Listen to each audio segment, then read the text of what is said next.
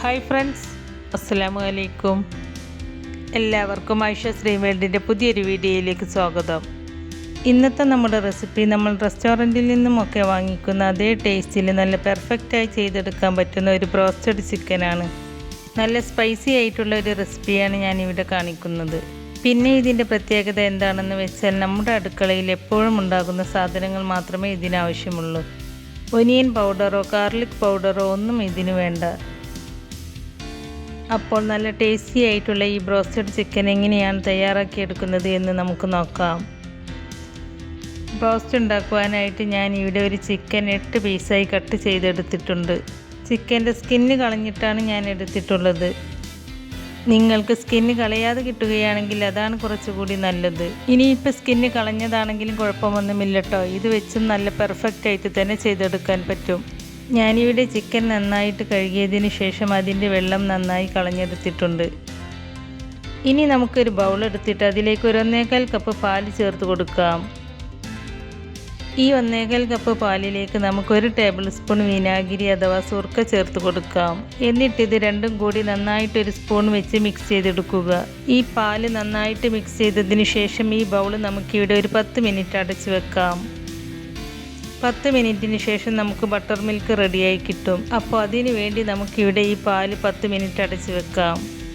അപ്പോഴേക്കും നമുക്കിതിലേക്ക് വേണ്ട മസാലകളെല്ലാം അരച്ചെടുക്കാം. അതിനായി ഞാനിവിടെ 2 പച്ചമുളകും 1 ടേബിൾ സ്പൂൺ കുരുമുളകും കുറച്ച് വെളുത്തുള്ളിയും 1 ലെമണും കുറച്ച് മല്ലിയിലയും എടുത്തിട്ടുണ്ട്. ഇതെല്ലാം നമുക്കൊരു മിക്സിയുടെ ജാറിലേക്ക് ഇട്ട് കൊടുക്കാം. നമ്മൾ ഇതിലേക്ക് നാരങ്ങനീര് ചേർത്ത് കൊടുക്കുന്നത് കൊണ്ട് പിന്നെ ഇതിലേക്ക് വിനാഗിരി ചേർത്ത് കൊടുക്കുന്നില്ല. ലെമൺ ജ്യൂസ് ഇല്ലെങ്കിൽ 2 ടീസ്പൂൺ വിനാഗിരി ചേർത്ത് കൊടുക്കുക. ഇനി നമുക്കിത് നന്നായിട്ടൊന്ന് അരച്ചെടുക്കാം. ഇപ്പോൾ ഞാനിത് നല്ല പേസ്റ്റ് രൂപത്തിൽ അരച്ചെടുത്തിട്ടുണ്ട്. 10 മിനിറ്റിന് ശേഷം നമുക്ക് ഈ പാലൊന്ന് തുറന്ന് നോക്കാം. നമ്മുടെ ബട്ടർ മിൽക്ക് ഇവിടെ റെഡിയായിട്ടുണ്ട്.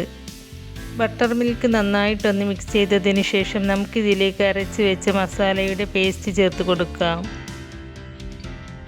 എന്നിട്ട് ഇതിലേക്ക് 1 ടീസ്പൂൺ മുളക് പൊടിയും ഈ ചിക്കനിലേക്ക് ആവശ്യമായ ഉപ്പും ചേർത്ത് കൊടുക്കുക. എന്നിട്ട് നന്നായിട്ടൊന്ന് മിക്സ് ചെയ്തെടുക്കുക. ഞാനിത് നന്നായിട്ടൊന്ന് മിക്സ് ചെയ്തെടുത്തിട്ടുണ്ട്. ഇനി നമ്മൾ നേരത്തെ കഴുകി വെച്ച് ചിക്കൻ മുഴുവനും ഇതിലേക്ക് ഇട്ട് കൊടുക്കുക. മുഴുവൻ ചിക്കനും ഇതിലേക്ക് ഇട്ട് കൊടുത്തതിന് ശേഷം നമുക്ക് ഈ ചിക്കൻ ഈ ബട്ടർ മിൽക്ക് മിക്സിൽ നന്നായിട്ട് മുങ്ങിക്കിടക്കുന്ന രീതിയിൽ നന്നായിട്ട് അമർത്തി വെച്ച് കൊടുക്കാം. ചിക്കൻ നന്നായിട്ട് ഇതിൽ മുങ്ങിക്കിടക്കണം. എങ്കിൽ മാത്രമേ ഇതിൽ മസാലയൊക്കെ ചിക്കനിൽ പിടിച്ച് ചിക്കൻ നല്ല സോഫ്റ്റായിട്ടും നല്ല ജ്യൂസി ആയിട്ടും കിട്ടുകയുള്ളൂ. നമ്മൾ KFC ഒക്കെ കഴിക്കുന്ന സമയത്ത് കാണാറില്ലേ, നല്ല ജ്യൂസി ആയിട്ടുള്ള ചിക്കൻ ആയിരിക്കും. അതേപോലെ കിട്ടണമെങ്കിൽ ചിക്കൻ ഇതേപോലെ മുങ്ങിക്കിടക്കുന്ന രീതിയിൽ നന്നായിട്ടൊന്ന് അമർത്തി വെച്ച് കൊടുക്കുക. അതിനുശേഷം ഈ ചിക്കൻ ഫ്രിഡ്ജിൽ വെച്ച് ഒരു 4-5 മണിക്കൂറെങ്കിലും ഇങ്ങനെ വെക്കുക. അങ്ങനെ ചെയ്യുകയാണെങ്കിൽ മാത്രമേ നമുക്ക് നല്ല പെർഫെക്റ്റ് ആയിട്ട് കിട്ടുകയുള്ളൂ. ഓവർനൈറ്റ് വെക്കുകയാണെങ്കിൽ അതായിരിക്കും ഏറ്റവും നല്ലത്. ഞാനിവിടെ ഓവർനൈറ്റ് ആണ് കേട്ടോ വെച്ചിരുന്നത്. ഇനി ഞാൻ ഈ ചിക്കൻ അടച്ച് വെച്ച് ഫ്രിഡ്ജിലേക്ക് മാറ്റുകയാണ്. കുറഞ്ഞത് 4 മണിക്കൂറെങ്കിലും ഈ ചിക്കൻ ഫ്രിഡ്ജിൽ വെച്ചിരിക്കണം. അപ്പോൾ നമുക്കിത് ഫ്രിഡ്ജിലേക്ക് മാറ്റി കൊടുക്കാം. ഇപ്പം ഞാനിവിടെ ഏകദേശം 12 മണിക്കൂറിന് ശേഷം ചിക്കൻ ഫ്രിഡ്ജിൽ നിന്നും എടുത്തിട്ടുണ്ട്. ഈ ചിക്കൻ പുറത്തേക്ക് എടുത്തതിന് ശേഷം മറ്റൊരു ബൗൾ എടുത്തിട്ട് അതിലേക്ക് 1 കപ്പ് മൈദ ചേർത്ത് കൊടുക്കാം. എന്നിട്ട് ഇതിലേക്ക് 3 ടേബിൾ സ്പൂൺ കോൺഫ്ലോറും ചേർത്ത് കൊടുക്കുക. കോൺഫ്ലോർ നിങ്ങളുടെ കയ്യിൽ ഇല്ല എങ്കിൽ അതിന് പകരം അരിപ്പൊടി ചേർത്ത് കൊടുത്താലും മതി. പത്തിരിപ്പൊടിയോ നൂലപ്പത്തിൻ്റെ പൊടിയോ ഏതായാലും ചേർത്ത് കൊടുക്കാം.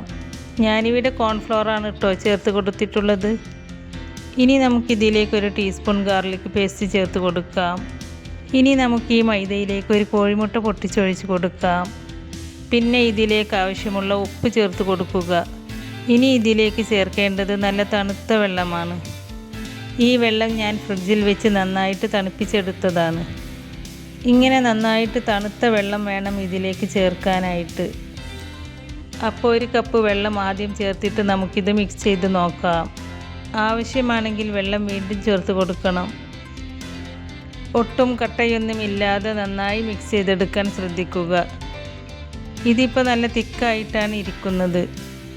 ഞാൻ വീണ്ടും ഏകദേശം 1/2 കപ്പ് തണുത്ത വെള്ളം കൂടി ചേർത്ത് കൊടുത്തിട്ടുണ്ട്. എന്നിട്ട് വീണ്ടും നന്നായി മിക്സ് ചെയ്യുക.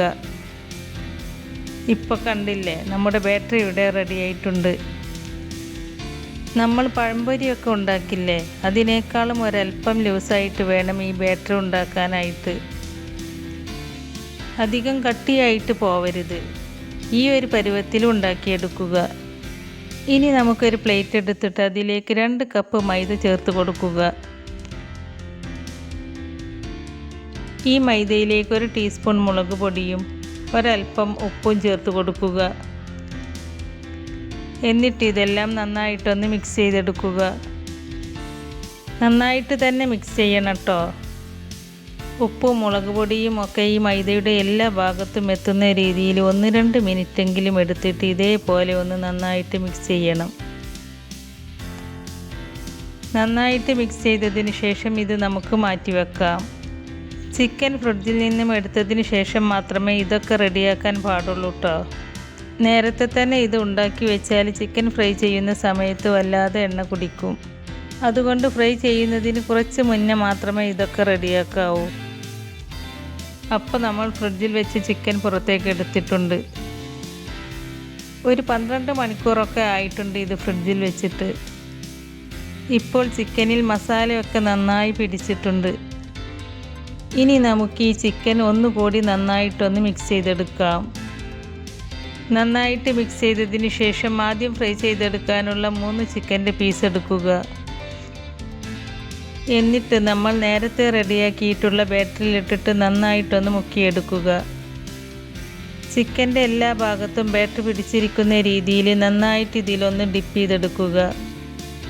അതിനുശേഷം നമ്മൾ നേരത്തെ റെഡിയാക്കി വെച്ച മൈദയും മുളക് പൊടിയും ചേർന്നിട്ടുള്ള മിക്സിലേക്ക് ഈ ചിക്കൻ ഇട്ട് കൊടുക്കുക.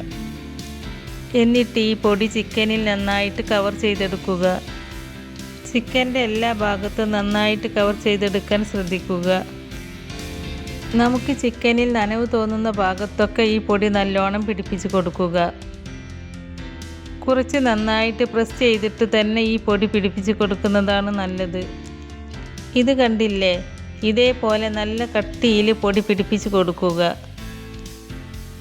എന്നിട്ട് എക്സസ് ആയിട്ട് വരുന്ന പൊടികൾ ഇതേപോലെ ഒന്ന് തട്ടിക്കൊടുക്കുക. എന്നിട്ട് ഇതൊരു പ്ലേറ്റിലേക്ക് മാറ്റി വെക്കുക. ഇതേപോലെ 2 പീസും കൂടി നമുക്ക് ഇപ്പോൾ ചെയ്തെടുക്കാം. ആദ്യം ഫ്രൈ ചെയ്യാനുള്ള 3 എണ്ണം മാത്രമേ ഞാനിപ്പോൾ റെഡിയാക്കുന്നുള്ളൂ. എന്നിട്ട് രണ്ടാമതും ഫ്രൈ ചെയ്യാനാവുമ്പോഴേക്കും മാത്രമേ പിന്നീട് ഇതേപോലെ ചെയ്യേണ്ടതുള്ളൂ. കാരണം എല്ലാം ഒരുമിച്ച് ചെയ്ത് വെച്ച് കഴിഞ്ഞാൽ അത്ര നന്നായി കിട്ടാറില്ല. ഒരു നനഞ്ഞ പോലെ ഉണ്ടാവും. അതുകൊണ്ട് ഓരോ പ്രാവശ്യവും ഫ്രൈ ചെയ്യുന്ന സമയത്ത് മാത്രം ഇതേപോലെ ബാറ്ററിലും പൊടിയിലും മുക്കിയെടുക്കുന്നതായിരിക്കും നല്ലത്. അപ്പോൾ നമുക്കിത് ഫ്രൈ ചെയ്യാനായിട്ട് തുടങ്ങാം. ഞാനിവിടെ ഒരു കടായി അടുപ്പത്ത് വെച്ച് അതിലേക്ക് ഫ്രൈ ചെയ്തെടുക്കാൻ ആവശ്യത്തിനുള്ള സൺഫ്ലവർ ഓയിൽ ഒഴിച്ച് കൊടുത്തിട്ടുണ്ട്. എണ്ണ നന്നായിട്ട് ചൂടായിട്ടുണ്ട്. നമുക്കിതിലേക്ക് ഓരോന്നായി ചിക്കൻ വെച്ച് കൊടുക്കാം. എന്നിട്ട് നമുക്കിതൊരു ലോ ടു മീഡിയം ഫ്ലെയിമിൽ ഇട്ടിട്ട് ഫ്രൈ ചെയ്തിട്ടെടുക്കാം. ഒരുപാട് ഫ്ലെയിം അങ്ങ് കൂട്ടിക്കൊടുത്താൽ പുറം ഭാഗം കരിഞ്ഞു പോകുകയും ഉൾഭാഗം വെന്ത് കിട്ടുകയുമില്ല. അതുകൊണ്ട് ലോ ടു മീഡിയം ഫ്ലെയിമിൽ ഇട്ടിട്ട് സാവധാനം ഫ്രൈ ചെയ്യുക. ഇടയ്ക്കിടെ ഇതേപോലെ ഒന്ന് തിരിച്ചിട്ട് കൊടുക്കുക. ഇങ്ങനെ തിരിച്ചും മറിച്ചും ഇട്ടിട്ട് ഇതേപോലെ ഫ്രൈ ചെയ്തിട്ടെടുക്കുക. കുറച്ച് സമയം എടുത്തിട്ട് ഫ്രൈ ചെയ്തിട്ടെടുക്കുകയാണ് എപ്പോഴും നല്ലത്. എങ്കിലേ ഇതിൻ്റെ ഉൾഭാഗം നന്നായിട്ട് വെന്ത് കിട്ടുകയുള്ളൂ. അപ്പോൾ നമ്മുടെ ചിക്കൻ ഇവിടെ ഫ്രൈ ആയി വന്നിട്ടുണ്ട്. നമുക്കിത് എണ്ണയിൽ നിന്നും ഒരു പ്ലേറ്റിലേക്ക് എടുത്തു മാറ്റാം. ചിക്കൻ നന്നായിട്ട് തന്നെ മൊരിഞ്ഞു വന്നിട്ടുണ്ട്. ഇതേപോലെ നമുക്ക് ബാക്കിയുള്ള ചിക്കനും ഫ്രൈ ചെയ്തിട്ടെടുക്കാം. ആദ്യത്തെ സ്റ്റെപ്പ് ചിക്കൻ ഫ്രൈ ചെയ്തതിന് ശേഷം രണ്ടാമതും ഫ്രൈ ചെയ്യാനുള്ള ചിക്കൻ എടുത്ത് ആദ്യം ബാറ്ററിൽ ഡിപ്പ് ചെയ്തെടുക്കുക. എന്നിട്ട് ഇതുപോലെ ഡ്രൈ പൗഡറിൽ കവർ ചെയ്തെടുക്കുക.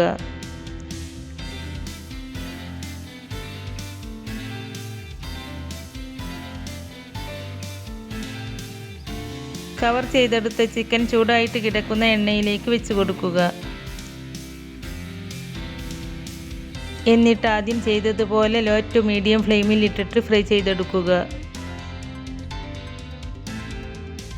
പിന്നെ ഒരുപാട് ചിക്കനൊന്നും ഈ എണ്ണയിലേക്ക് കുത്തി നിറച്ച് ഇട്ട് കൊടുക്കരുത്. അങ്ങനെയാകുമ്പോൾ ഈ ചിക്കന് പൊങ്ങി വരാനുള്ള സ്പേസ് കിട്ടില്ല. അപ്പോൾ ഓരോ പാത്രത്തിൻ്റെ വലിപ്പത്തിനനുസരിച്ച് വേണം ചിക്കൻ ഇട്ട് കൊടുക്കാനായിട്ട്. അങ്ങനെ നമ്മുടെ എല്ലാ ചിക്കനും നന്നായിട്ട് ഫ്രൈ ചെയ്തെടുത്തിട്ടുണ്ട്. അപ്പോൾ നമുക്ക് റെസ്റ്റോറൻറ്റിൽ നിന്നും കിട്ടുന്നത് പോലെയുള്ള നല്ല പെർഫെക്റ്റ് ആയിട്ടുള്ള ബ്രോസ്റ്റഡ് ചിക്കൻ ഇവിടെ റെഡിയായി കിട്ടിയിട്ടുണ്ട്. ഇത് കണ്ടില്ലേ, KFC ചിക്കനെ പോലെ തന്നെ ഇതിൻ്റെ പുറം ഭാഗം നല്ല ക്രിസ്പിയും ഉൾഭാഗം നല്ല സോഫ്റ്റും ജ്യൂസിയുമായി കിട്ടിയിട്ടുണ്ട്. അതുപോലെ തന്നെയാണ് കേട്ടോ ഇതിൻ്റെ ടേസ്റ്റും. അപ്പോൾ വളരെ ഹെൽത്തി ആയിട്ട് നമ്മുടെ വീട്ടിലുള്ള സാധനങ്ങൾ മാത്രം വെച്ചിട്ട് വളരെ എളുപ്പത്തിൽ ചെയ്തെടുക്കാൻ പറ്റിയ ഒരു ബ്രോസ്റ്റഡ് ചിക്കൻ്റെ റെസിപ്പിയാണിത്. അപ്പോൾ എല്ലാവരും ഇതേപോലെ ഒന്ന് ട്രൈ ചെയ്ത് നോക്കിയിട്ട് അതിൻ്റെ ഫീഡ്ബാക്ക് കമൻറ്റായി അറിയിക്കണേ.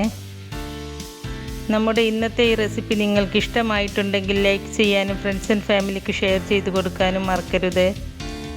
അതുപോലെ ഐഷസ് ഡ്രീം വേൾഡ് ആദ്യമായിട്ട് കാണുന്നവരാണെങ്കിൽ ഒന്ന് സബ്സ്ക്രൈബ് ചെയ്തേക്കണേ. കൂടെ കാണുന്ന ബെല്ലൈക്കൺ എനേബിൾ ചെയ്ത് വെക്കാനും മറക്കരുത്. എങ്കിൽ മാത്രമേ പുതിയ റെസിപ്പീസ് അപ്ലോഡ് ചെയ്യുമ്പോൾ അതിൻ്റെ നോട്ടിഫിക്കേഷൻ നിങ്ങൾക്ക് കിട്ടുകയുള്ളൂ.